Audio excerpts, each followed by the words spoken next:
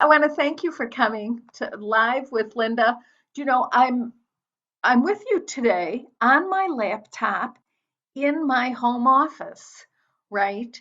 Um, so it's a very different environment. It's a very different situation. But what's the same? What's the same is that we're together, right? And that's what I'm really grateful for because in the midst of this social distancing, I'm getting a little, I miss people. I miss being with people.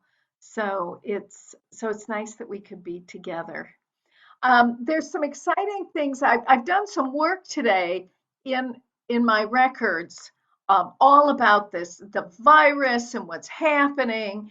And I was looking forward to our time together so I could, share some of the insights that I gathered. The other thing I wanted to do though is let you know that you can ask questions, right? This is a great forum for asking questions really about anything, about the records, about your life, about the State of the Union. So I'm going to put on the chat the questions, curious questions, welcome. All right. 'Cause I don't want anybody to be shy about that. So why don't we start just for a minute with a little centering? Okay, let's good. Let's take a minute or two to get centered. All right. So if you would join me by closing your eyes and opening your awareness, bring all your attention to yourself right here, right now. Whatever's happening in your own life, whatever's happening in the greater world, we're just going to let things be the way they are and bring our attention. There you go. Direct your awareness to yourself right here and right now.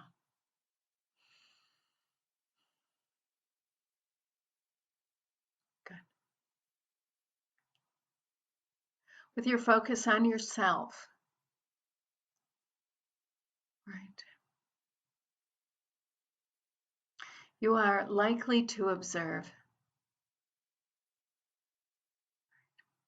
that you, the person that you are, is the only one occupying the space that you're in right now. While you may have thoughts about other people, mhm, the fact of the matter is they are not sharing the space with you. Okay? It is your space. And this is a place that life has saved for you on this day at this time.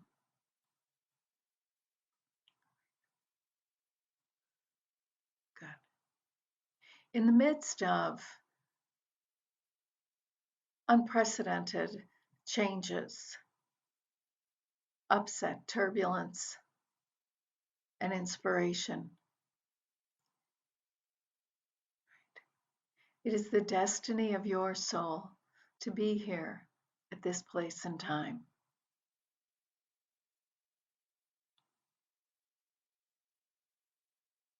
It is no accident that you are here for this global event. You may have waited lifetimes for this sacred opportunity. And so, to the best of your ability, allow yourself to be present. Give yourself the chance to be here.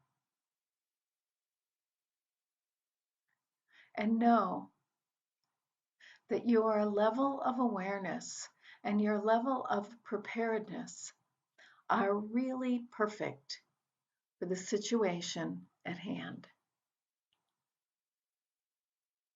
Good. So for now, let's leave this be, bringing your awareness back in. Oh, Linny's with us. Hey, thanks for being here. And Joyce. Oh, hey, Joyce. Good to see you.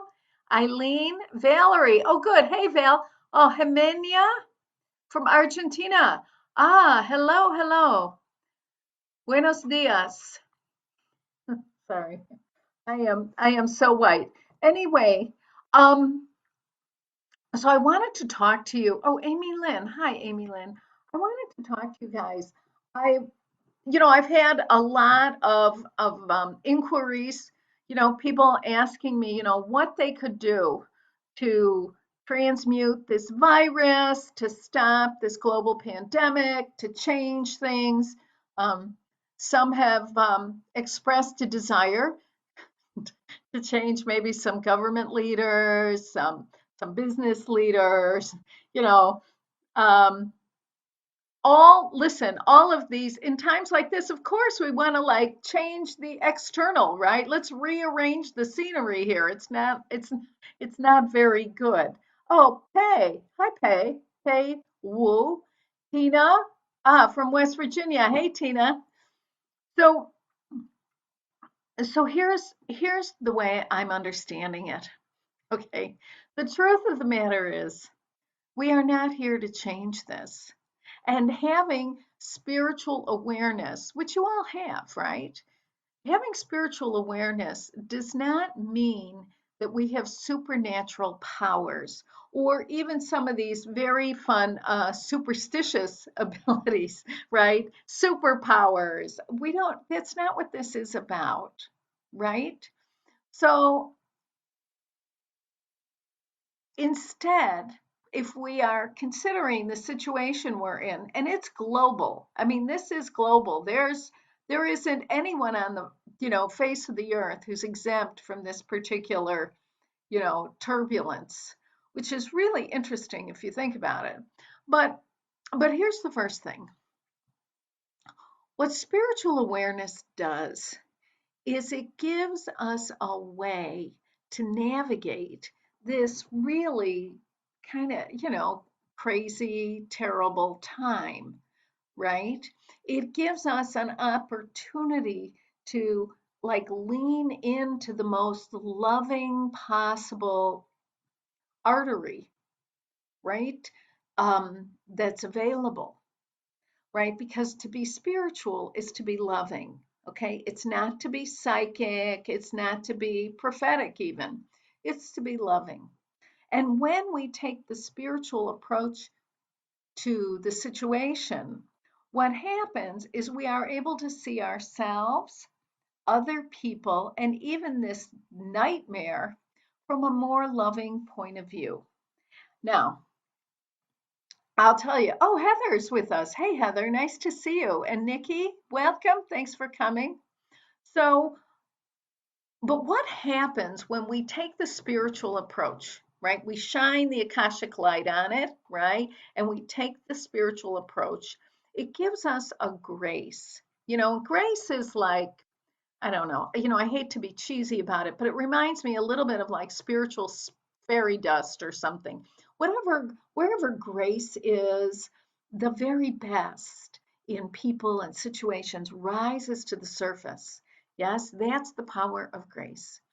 So when we take a spiritual perspective, okay, what happens is that we are included, like the grace within us is amplified. It's kind of like Botox, right? Botox for your inner grace, but it really is, so that we are experiencing more of the love that's in us.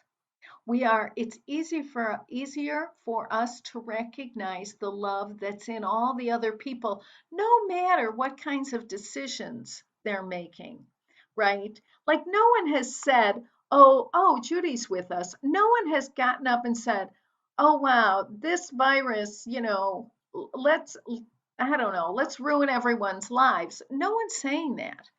People have many, many different approaches to the situation, and everyone's trying to solve it in their own way, right? So we want to be clear that when we take the spiritual approach, we recognize the purity and the love at the level of motive, even if we don't really understand the choices people are making, right?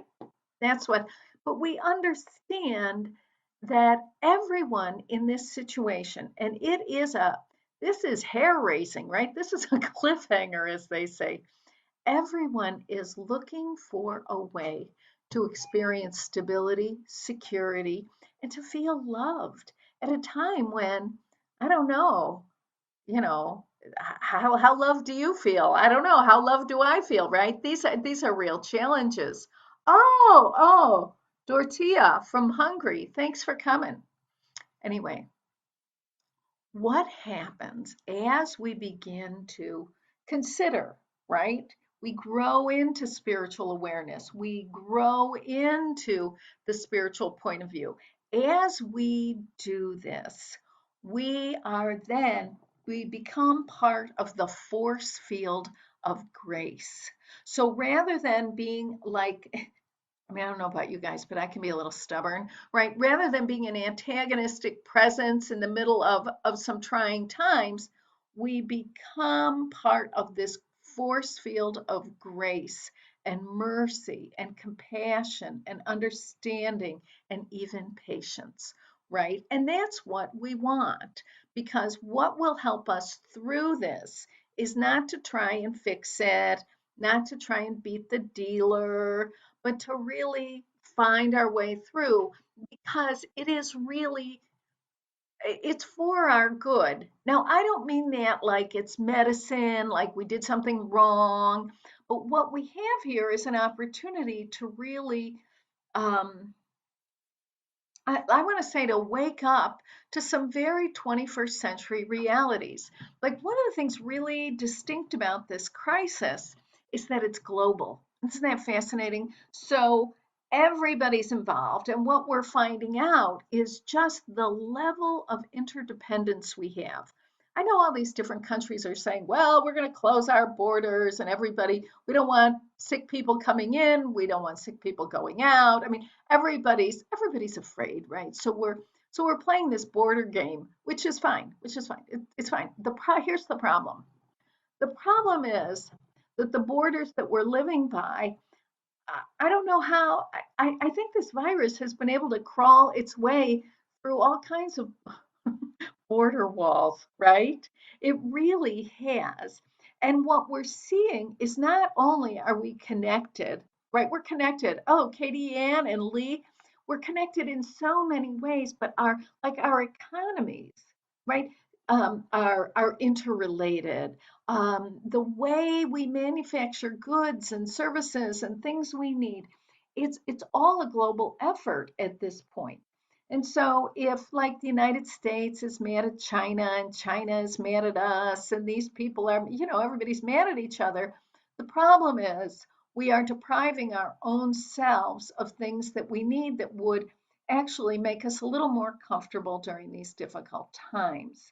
Right. And then we resort to the blame game. When we see the blame game at work, that just tells us there's a lot of fear.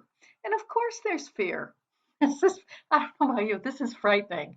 Listen, I'm 65, so I'm like, wait a minute here. Somebody said to me, you know, old people have to be careful. And I'm like, yeah, that's right. Oh, those old people have to be careful. And I'm like, oh no, no, they're talking about me. I'm one of those people. Anyway, and we all have our own, we're all somewhere on the continuum, but it is kind of funny. Anyway, so we want to keep in mind that being spiritually minded, spiritually sensitive, awake, alert, and alive does not mean that we are exempt from the human condition. Okay, it doesn't. What it does mean is that our awareness of the underlying truth and goodness will cushion the blows. Okay. And that's really, this is a time we're learning flexibility, adaptability, and we're also learning about the reality of our connectedness with one another. For a long time, people, oh, Barbara, hi Barbara, and Maria, good. And Kevin's with us. Hi, nice to see you guys. Um, I forgot what I was gonna say.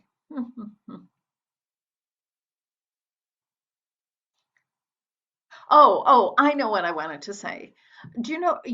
I mean, I don't know about you guys, but I know for myself and in my own work, this there I've had a lot of focus and a lot of insight into that we are all one. Now, that is a very nice spiritual idea, don't you think? I think it is. But it really is. It's like, oh, it's such a nice spiritual idea. But the fact is, what we're finding out is that it's really true, right? And it's true in our times of weaknesses, but also in our strengths, right? That if we bring all our resources together, if we can get over ourselves just enough, just enough to reach out, just enough to share, just enough to work in harmony with people who seem to be so different from us, right? Then what happens is that the union of forces, so to speak, the union of talents, the harmonizing of needs and abilities and gifts and talents, all of this comes together, and that's where things get supercharged, right? So we are working with some of the new reality that it is one world. Do you know what else has been so interesting to me? Has been um, you know, well, we all have some awareness that the planet itself is really it's kind of in bad shape.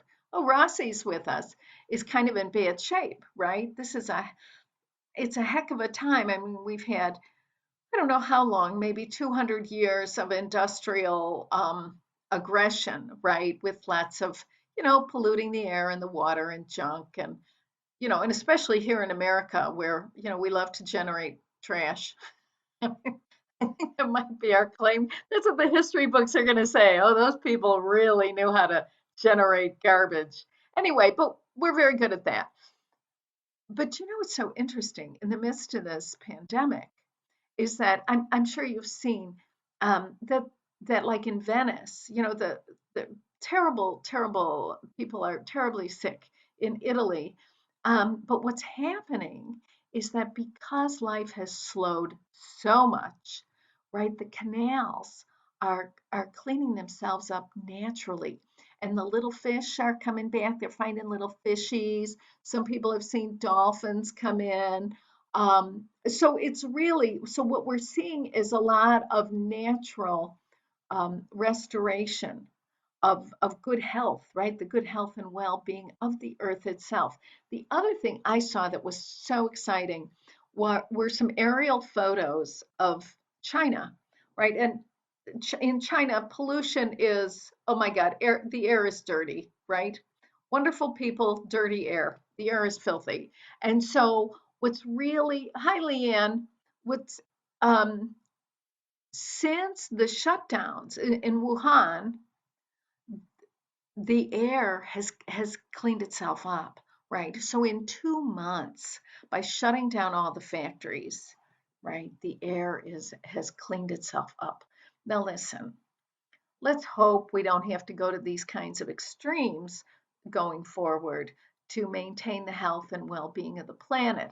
But it does send the signal that health has been there all along. The health and well-being of the planet is present, right? And when we stop, when we stop, if we could slow down a little with the generating of garbage, whether it's in the air, the water, the food, the whatever, that the planet will heal itself, just as you will heal yourself, just as I will heal myself. At this point, I've been very addicted to Diet Coke. I mean, God, I love that. It's just, and it's terrible. I know it's terrible, but do I love it? Yes, I love it. Anyway, I have not had a Diet Coke since January 1st. And I say this because I can feel, I feel better. Now, the first week or two, I did not feel better.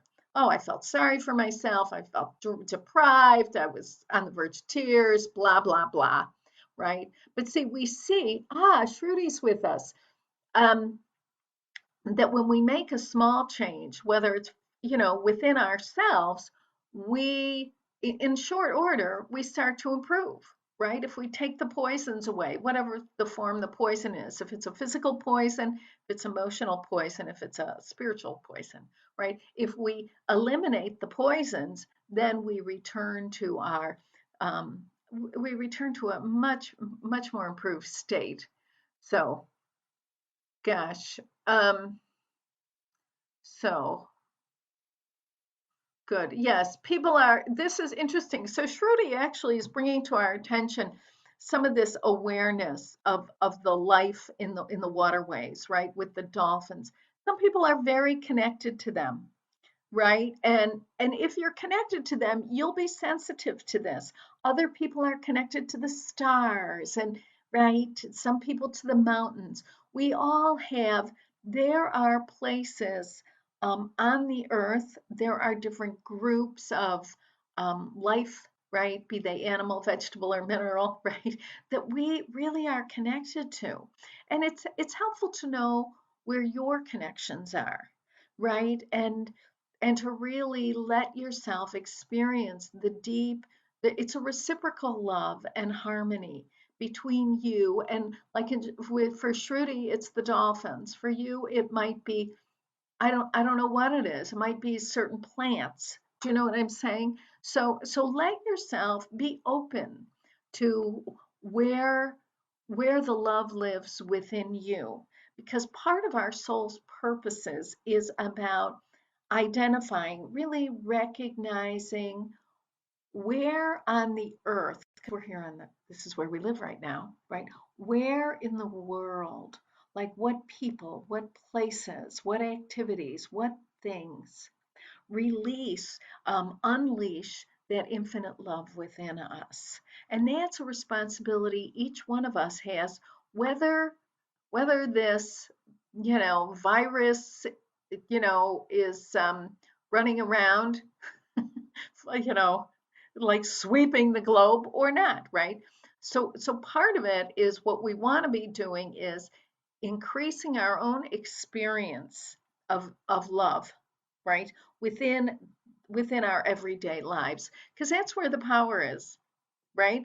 I don't know. I mean, unless you're a doctor, right? Unless you're on the World Health team, right? Which you might be. But unless you're involved in that, most of us, our responsibilities are a little bit smaller and not as direct. And we ask, how can I stop this? Well, I don't know that you can. Um, the guidance I got in the records was, it's not your job to stop it. Like my job is to be able to ask the question, how do I love myself, even though I cannot stop this pandemic? How do I love myself even though I'm living here at this point in time? My friend Jean always says, well, we wanted to be here for this. And she's right. She's right. We wanted to be here for this. And it is a wonderful thing, as you know. So, um, gosh, I think that's it. All right. So to understand that while the purpose of the spiritual awareness is to open our consciousness so that we understand and are able to grasp very ordinary ways in which we can unleash all that love that's in our hearts so that we feel loved, right? We enjoy the day and we can share with others. So that's what we're all about here. Um, let's see. It's still, I had to laugh. It's a month. Is that hilarious? I feel like this month has been going on for about 6 or 7 years now. But I mean, we're just coming to the end of March, which is good. So we're in Spiritual Wellness Month, and how perfect is that in times like this, right? Because the challenge is, how do we maintain our spiritual wellness, right? How do we even identify it when it seems like everything is a little wacky, right? So, but it's an incredible opportunity. And it's an opportunity that I know you have been preparing for lifetimes. Any of us who are here right now, right? We're here because we wanted to be here for this. This is a lifetime like no other. It is a time in which we can see in very real terms some of the flaws and limitations of our governments, our healthcare, our economies, all these kinds of things, right? We can see the stress fractures, and they're there, okay? But we can also see the possibilities, the possibility, the real need for global unity, awareness that we are one people, we are one planet, that it's our planet. I don't know that there's ever been a time in history when every continent has been blanketed with human beings with such a conscious love for the earth itself, right? I mean, I don't know. I don't remember. I mean, I just don't remember. Oh, good. Hi. Hi, Meg and Lori Beth. Great. But see, spiritual wellness, Lori Beth is saying spiritual wellness seems far away. Ah ha ha. I know it's a trick, isn't it? Because here's the truth. So wherever you are, honey, all of the spiritual wellness of life is within you. It really is. I don't care. Listen, this virus is a rascal, and it's a bad guy. As the it's a real bad guy. This virus is no joke. I mean, this is like a real thing, and it's terrible. But here's what's really incredible. No matter how vicious this virus is, it cannot get in the way. It cannot stop you from loving. You want to think about that for a second. There is no virus, no germ, no bad behavior. There is nothing in existence that can put out the light that is the very nature of you. The core of your being is light and love and goodness itself. And so I think, like, my understanding is, as this virus plows its way over, and we're building our immunities, and we're doing it rather quickly because it's what we're doing this time. But it's so interesting because as this is happening, we see that this virus, people are still loving. People are still kind and generous, even when they are frightened, even when they are emotionally numb, even when they're mad as hell. People are still pretty incredible. And that is because there is the light, there is the presence, the goodness, right? The grace in every single person on the face of the earth. Okay. And that to me is like, whoa. Oh, good. Hi, Terry. And Deborah. Hi. Nice to see you guys. Oh my goodness. It's 4:30 in the morning. Straight. Okay, yeah. And Katie, go to bed, honey. 4:30 in the morning, and she's got twins. All right. So, so I think that's it. Do you guys have any questions? That's right. Light is shining through. Spirituality. Okay, this is great. Lenny, you're asking a great question about the relationship between spirituality and love. Okay. So here's the thing. To be okay, spirit is invisible, right? It is something that we're aware of it, right? We have a sense of it. We can detect it. Um, but we can't see it, right? It's vibrational. And spiritual, like what the spiritual vibration is made up of is light and love, right? These two, light and love. That's what makes the spiritual vibration, all right? Now, when we talk about being spiritually awake, spiritually minded, spiritually sophisticated, spiritually advanced, spiritually behind, what we're talking about is how aware we are of the infinite love within, and then, of course, how willing we are to use it. Yeah. So, so spirituality has nothing to do with like psychic, okay? It doesn't. Like there are a lot of people who are deeply spiritual. They are profoundly loving. There's sometimes, like, wow, you can't even believe how loving they are. But they're not seeing colors. They don't know from an aura who cares, right? And they can't, they're not clairvoyant, they're not seeing things, they're not hearing things, they're not clairaudient, right? They're none of that. Now those are nice things, but those are not necessary. Those are psychic, right? Psychic is a lot of fun. Listen, I love psychic. It's a ton of fun, but psychic is not always rooted in love. Psychic is based on the idea that life is frightening, and we better find out how things are going to go down so we can adjust ourselves or try to change them, right? So then psychic is in the realm of, it's fear-based, it's in the realm of superstition and supernatural, that kind of thing. Whereas spiritual is rooted in love. And in love, there's nothing to be afraid of because love is stronger than all of it. Now, this doesn't mean we get daffy and stop thinking, right?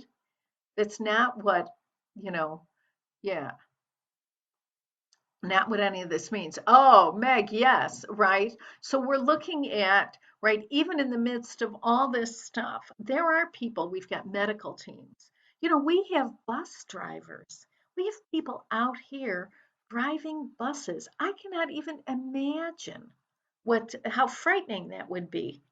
I'm kind of a chicken, but do you understand, right? We have people at the grocery stores.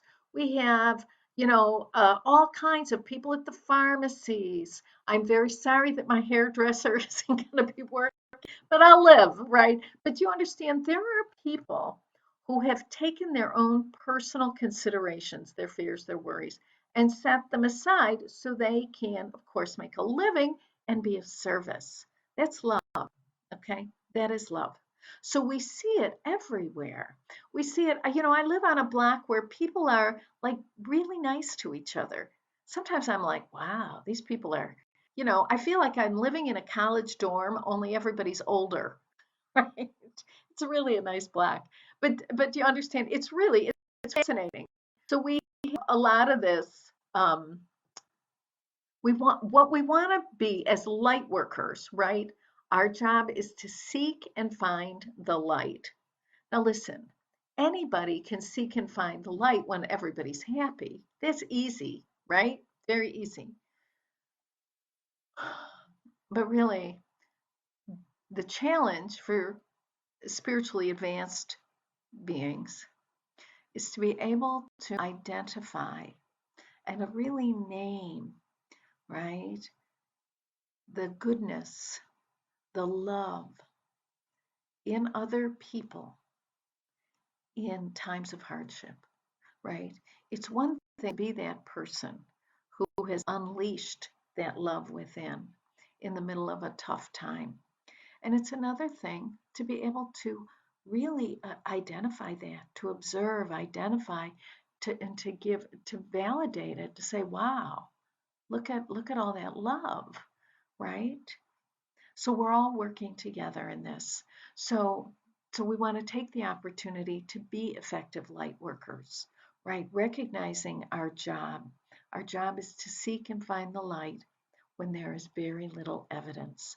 This is like old soul challenge number 100. This is going to like launch us into the stratosphere. Anyway, I wanted to say, yes, the virus is harmonizing the work of light workers worldwide. True, true. Oh, Cheryl's with us. Hi, Cheryl and Evelyn. Nice to see you guys. Um, I wanted to remind you I'm going to continue doing these Facebook Lives, Live with Linda on Tuesdays at 1 o'clock Central. So if you have questions, please come. There's no charge for this. It's really my pleasure. But I'm also doing a certification course that'll begin April 21st. It's live online, right? It's healing through the Akashic Records. It is 8 sessions plus homework sessions plus mentors and Facebooks and all kinds of activities. There is homework. It's a certification, so there will be homework, but it's good homework, right? No one ever died of it. Or if they have, I haven't heard about it.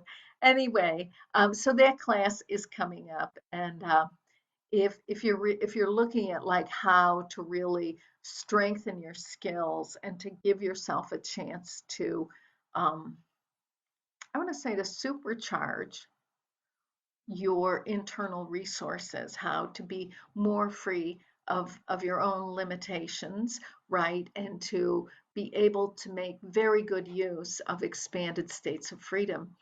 You might want to add, it would be great to have you. Kesha is with us. Hi, Kesha. Good, good. Oh, thanks, Lee. All right. So I'm wondering, does anybody have any at this point? No? Oh, okay. Well, listen, come back next week, 1 o'clock Central. I look forward to being with you. Um, I wonder where, I wonder what'll be going on in the world then, right? Anything can be. So let's just take a minute now and close our eyes. Close your eyes and open your awareness. And as you've been on this gathering, you have a sense that there are people with us today from all over Argentina, Hungary, Australia, right? Canada, Chicago, Florida. Yes. Taiwan, Hong Kong.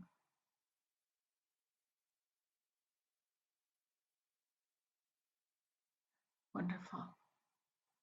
Let yourself get a sense of the truth that who you are, is a point of light, a pillar of light, really, in a field of other pillars.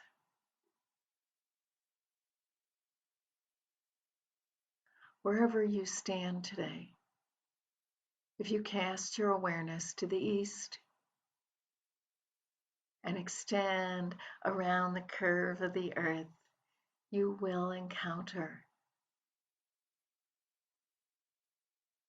another who is also a pillar of light. And if you go to the north, even if you have to go all the way over the North Pole and down into, that's right, Russia, Asia, there you go. As you travel, you will encounter other pillars of light. And to the south, the same, and the west.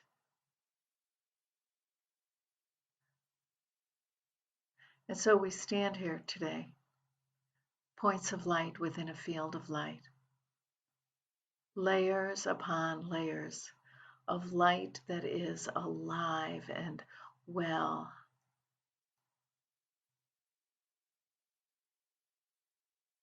A light that envelops the earth and all its inhabitants.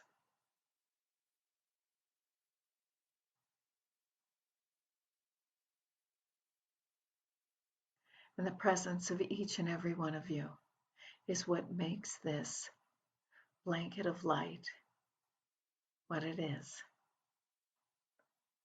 And so for now, we leave this be, returning our attention to this time and this place.